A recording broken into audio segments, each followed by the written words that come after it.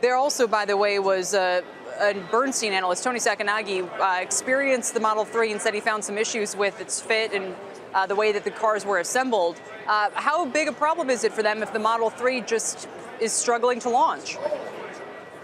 The Model 3 is going to be a complete disaster, both quality and safety. That's a fact. They can hardly manufacture it. It's just incredible. I mean, these guys at Tesla withdrew their Model 3 from the 2018 North American Car of the Year competition. They said they couldn't spare one, yet they have a bunch of them to hype to Wall Street analysts to test drive in Brooklyn. You got to wonder why. All right, we all know Elon Musk is ambitious. We know he's set some ambitious timetables in the past. He does have to fund the production of the Model 3. Why aren't these big issues for you right now? So certainly in the short term, production's not something to be overlooked. But really with Tesla, if you're a long-term investor like we are, and you're looking 5-10 years out, in order for the story not to make sense, you have to assume they can't produce cars at all. And that's just not going to happen, right?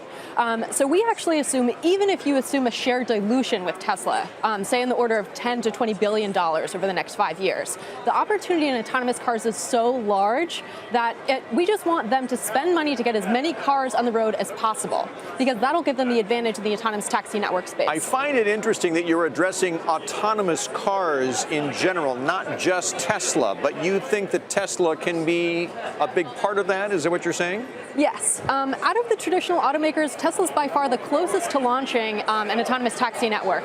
And when that happens, you know, they're making a few $1,000s off the Model 3 now, but we think that could go to over $10,000 in cash per year from autonomous taxi services. And that could add hundreds of billions of dollars to Tesla's market cap, which is about $50 billion today. So big opportunity. Gabe will give you the final word. Respond to that.